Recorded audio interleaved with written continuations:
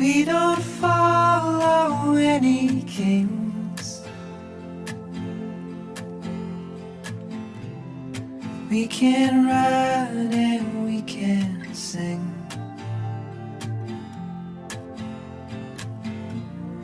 We don't talk about the things we don't know. We don't know. We don't know.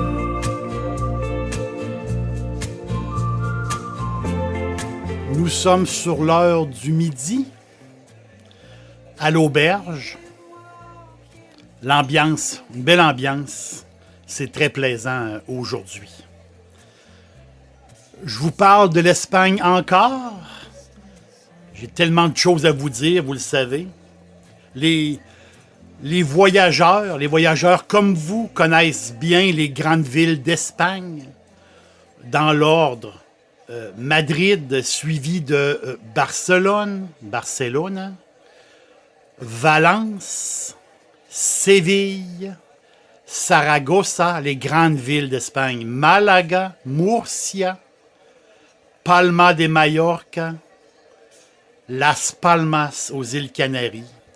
On peut parler aussi de Bilbao, au Pays Basque, Alicante, Cordoba. Donc, ces grandes villes-là qui sont très connues, des grandes villes. Mais c'est des grandes villes qui cachent pour la plupart des plus petites villes. Donc, des petites villes pas très loin qui sont tout à fait formidables. Vous allez revenir de voyage et en revenant de voyage, vous allez nommer le nom de ces villes-là et les gens vont dire « Ah, on connaît pas cette place-là. » Donc, mais c'est des endroits qu'il faut connaître. Vraiment, c'est des places qu'il faut connaître absolument. Donc, à peine 1 heure des grands centres à 1 heure des grandes villes, c'est possible, à peine 1 heure. Même des fois, ça se fait en train, ça se fait, on part le matin, on revient en fin d'après-midi, ça se fait très, très bien. On parle de Madrid, mais Madrid, tout près, à peu près 40 minutes en train, c'est la ville de Ségovia. Ségovia, au nord, nord-ouest de Madrid. Ségovia, c'est 60 000 habitants. C'est une petite ville. Mais c'est une ville tout à fait extraordinaire. Il faut connaître Ségovia. Classé patrimoine de l'UNESCO, imaginez, c'est 3 kilomètres de rempart qui va ceinturer la ville. Et là, au milieu de cette ville-là, un aqueduc romain qui traverse complètement la ville et qui amène l'eau des montagnes jusqu'au centre-ville. C'est le génie humain de l'époque romaine. C'est tout à fait incroyable. Ségovia, 167 arches de 28 mètres de haut. C'est immense. La structure est immense. 90 pieds de haut à peu près. 20 000 blocs de granit, sans aucun mortier. Et avec l'équilibre des forces, ben ce joyau-là, cet aqueduc romain-là, est de toute beauté, est toujours là depuis. C'est incroyable. Et même, jusqu'au début des années 1900, l'aqueduc est encore de service. C'est fou. C'est le plus grand vestige de l'époque romaine en Espagne. Ben c'est ça. Ségovia, c'est tout proche de Madrid. Il faut connaître Ségovia. C'était l'endroit préféré des souverains. Les souverains de la Castille. Isabelle, justement. La grande Isabelle la catholique. L'icône espagnole. Qui a été couronnée là-bas dans l'Alcázar. L'Alcázar de Ségovia. Le château de l'Alcázar, qui a inspiré, paraît-il, Herb Ryman, Vous savez le château de Cendrillon à Disney? Mais le look du château, ben c'est l'Alcázar de Segovia.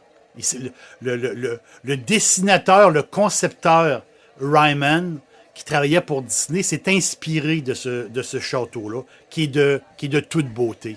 Et là, on est quoi? On est à 40 minutes de train de Madrid. Donc, Ségovie, c'est une belle aventure. C'est une super aventure. On peut même y passer une nuit si on veut un peu plus de temps.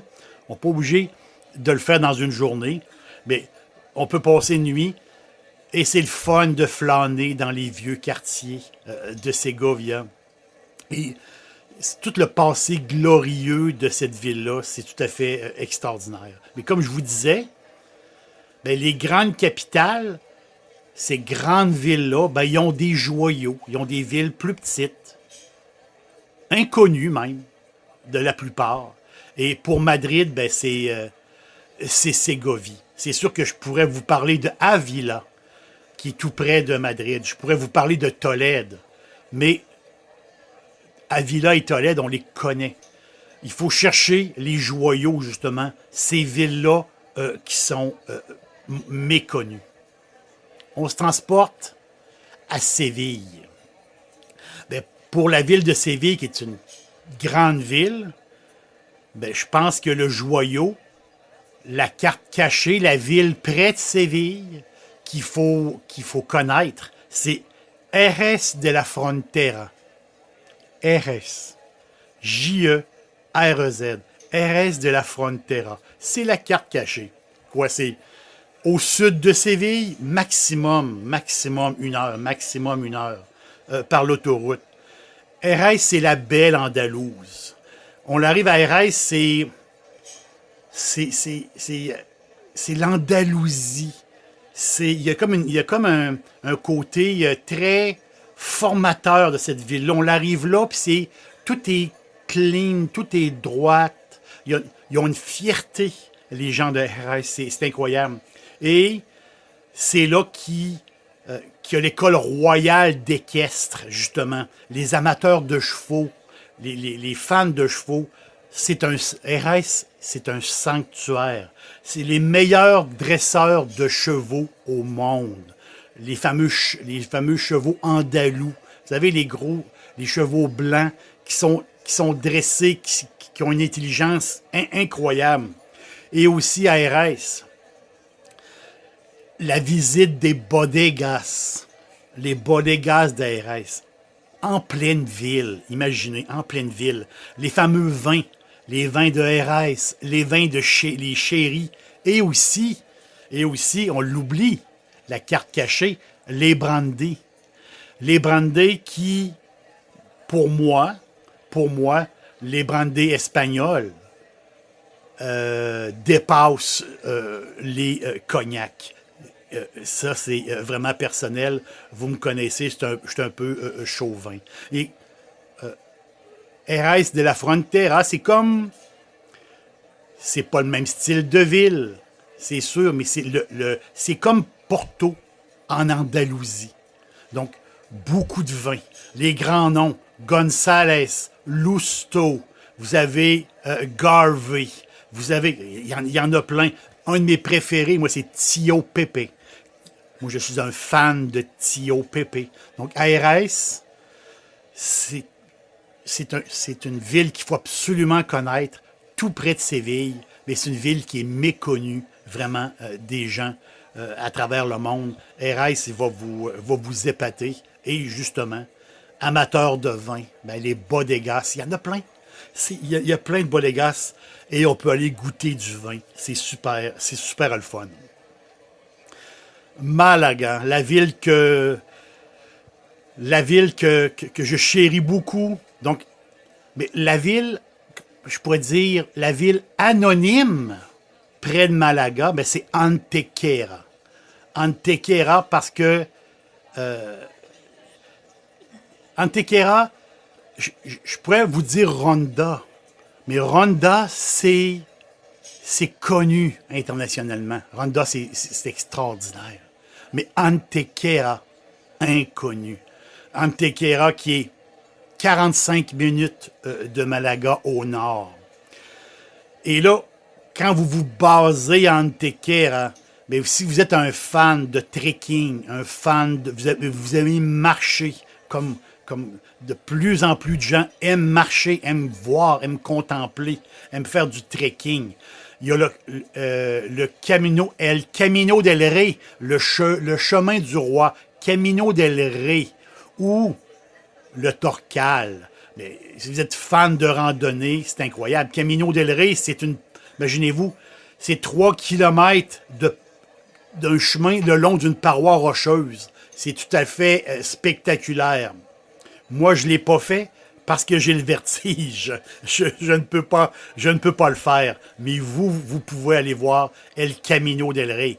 Et le Torcal, tout près d'Antequera. Le Torcal, c'est un grand territoire de roches calcaires. C'est une réserve naturelle et plein de sentiers. Les marcheurs tripent au bout. C'est fou. C'est des roches. On se croirait un peu comme dans une autre planète quand on marche au Torcal. C'est tout à fait extraordinaire, fantastique. Et Antequera en tant que telle, la ville, la blanche, la belle ville blanche d'Antequera, c'est cette forteresse arabe-là qui a été restaurée du passé, qui a été restaurée. C'est une des places que ma femme adore le plus, aller marcher. Elle adore la vue qu'on a de la forteresse d'Antequera. Et au loin, on voit justement les montagnes. Et une des montagnes, c'est la montagne des Amoureux. Un jour, je vais vous raconter l'histoire. Je file. On s'en va aux Baléares. Aux îles Baléares, Palma de Mallorca. Très connu. Très, très connu, Palma. C'est plus de 400 000 habitants, Palma de Mallorca. Mais là, on est dans les îles Baléares. Mais je pourrais vous parler. Tout le monde connaît Palma de Mallorca, mais si je vous parle de Ibiza, mais tout le monde connaît Ibiza pour son côté festif à l'infini. Mais les Baléares, c'est plus. Les Baléares, il y a une île qui est un peu dans l'ombre des autres îles, justement. Qui est un peu dans l'ombre de Palma de Mallorca et de Ibiza. C'est Menorca. En français, on l'appelle Minorque, si on le dit en français. Minorque, une île calme, une ambiance. Vous savez, l'ambiance des îles grecques. Vous savez, les petites îles grecques peu connues où ce que les touristes vont moins, des places un peu plus reculées. Vous savez, l'ambiance très tranquille de ces petites îles-là de roches, si je peux dire. Mais Minorca, ben c'est comme une île grecque à l'espagnol, catalane, si je peux dire. Donc, c'est superbe. Les eaux turquoises qui sont là et les criques. C'est plein de petites plages dans les criques. C'est de toute beauté. Des plages sauvages pour la plupart. Et les grands arbres, les grands pins qui sont là, qui vous fait de l'ombre. C'est le rêve. C'est carrément... Menorca, c'est le rêve. Menorca, c'est la ville en tant que... La ville de Menorca sur l'île, justement. 30 000 habitants. Et l'autre île, Mahon. Mahon, c'est à peu près aussi 30 000 habitants. C'est une île au complet d'à peu près 90 000 habitants. Très tranquille. Les gens très accueillants. Très le fun. Et ici, on lâche les musées. On ne s'occupe pas des musées. Non. Là, à Menorca, on vit dehors. On vit le dehors. On vit le paradis. C'est ça. Les Baléares, c'est la Catalogne sur mer. Et Menorca, c'est incroyable. Je vous le dis, c'est incroyable. On parlait justement de Catalunya, de la Catalogne. Mais il faut parler de Barcelone. Barcelone, c'est la ville, une des plus belles villes au monde. Barcelone, hein, c'est extraordinaire. Mais, comme je vous dis, le thème d'aujourd'hui, c'est ce qui est caché derrière ces grandes villes-là. Des places que le monde ne connaît pas. Tarragona. Tarragona qui est dans l'ombre de sa grande sœur, Barcelone. Tarragona. C'est Tarragona la romaine, justement. Un look impressionnant. Imaginez un théâtre romain adossé à la Méditerranée et avec une plage formidable. Tarragona, c'est des photos de cartes postales que très peu de gens connaissent. Et justement, au milieu de la ville, il y a le cirque. Vous savez, dans le temps des Romains, puis c'était une ville importante dans le temps des Romains, c'est là que se déroulaient les courses de chevaux. Vous savez, les fameuses courses de chevaux qui est dans une espèce d'ovale. Et cette structure-là est conservée, mais maintenant est cachée en partie en dessous d'édifices du 19e siècle. Donc, c'est tout à fait fascinant, le centre-ville de Tarragona et le mélange romain, moderne, il y a un mélange, c'est tout à fait fascinant, c'est incroyable. C'est une ville très, très, très, très peu connue d'Espagne. C'est fantastique. Mais je vous en rajoute, le plus fascinant justement de Tarragona, c'est qu'on est à côté sur le Penedès. Le Penedès et le Priorat. Deux zones viticoles de classe mondiale. C'est le berceau du vin catalan. Deux régions tout à fait extraordinaires, les plus développées en énotourisme, c'est les plus développées de la Costa Brava et possiblement de l'Espagne. Donc là-bas, en Penedès, en Penedès et au Priorat, il y a plusieurs grands noms, des grandes familles catalanes qui sont là, des vignobles incroyables à perte de vue. C'est beau, c'est incroyable, c'est fou. Mais il y a plusieurs grands noms, mais il y a un nom que vous connaissez, c'est Torres. Donc vous êtes à Tarragona, on rentre dans les terres, on fait très peu de distance, et là on arrive chez Torres. Torres, c'est une saga familiale. 5 générations Torres. Ça débute en 1870 avec une toute petite bodega en face d'une station de train dans les années 1870. Ils sont partis de rien, une toute petite bodega. Torres, aujourd'hui, c'est 1300 hectares. Espagne, Chili, Californie.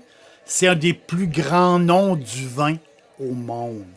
Torres, tout le monde connaît le fameux Sangre de Toro. C'est le vin d'entrée de gamme chez Torres. Mais en blanc, on a le Vinasol. Le Vinasol qui est très, très... qui est formidable. Le Vinasol, toujours en entrée de gamme. Les grandes Coronas, Penedès. Laudis, le fameux Laudis du Priorat. Carignan, Grenache. Laudis, j'adore. Le Salmos. Le Salmos, on y rajoute, comme le Laudis, on y rajoute de la Syrah. C'est un vin fou. Le Milmanda. Le Milmanda, je n'ai pas goûté encore. C'est mon prochain. C'est sur ma liste de cadeaux que je vais me faire de mois à mois. Le fameux Milmanda, un 100% chardonnay qui, paraît-il, goûte le ciel et c'est tout à fait formidable. Il y a le Franzol, hein, un Sauvignon blanc. Un Sauvignon blanc qui paraît qu'il nous en donne incroyable. Mais Torres, c'est la fameuse quille magique. Mas La Plana. Mas La Plana que vous connaissez. Mas La Plana. Nommé meilleur Cabernet Sauvignon au monde. Dans les années 70. C'est pas rien. C'est là qu'ils se sont fait C'est là que Torres s'est fait connaître mondialement. Et pourtant, tout ce qu'ils font, tout ce qu'ils ont fait, c'est toujours été extraordinaire. Mas-la-Plana, c'est 29 hectares. Dans la commune, c'est une petite commune d'à peine 1000 habitants, Pac de Penedes, donc des terres tout à fait uniques. Mas-la-Plana, ils vont vous accueillir, le restaurant avec sa terrasse, El Celere, le restaurant. C'est la belle campagne catalane, une place très sexy, très sexy, très formidable. Mas-la-Plana, c'est fou. Mas-la-Plana, c'est la Catalogne. C'est le Penedès. C'est ça. Barcelone est exaltante, mais il faut découvrir absolument Tarragona. Et je vous le dis, c'est ça qu'il faut. Il faut s'ouvrir. Il faut vraiment s'ouvrir. Et quand on visite ces grandes villes-là, ces grandes capitales-là, mais tout autour, il y a toujours cette plus petite ville qui est là, la plus petite ville cachée, où que souvent, ils ont moins de visites, ils ont moins de touristes dans ces places-là, mais qui sont possiblement les plus belles, les places que vous allez le plus parler à votre retour de voyage. L'aubergiste vous dit au revoir. On se reparle bientôt et sûrement que je vais vous reparler d'Espagne. We don't know. We don't know. We don't know. We don't know. We don't know. We don't know. We don't know.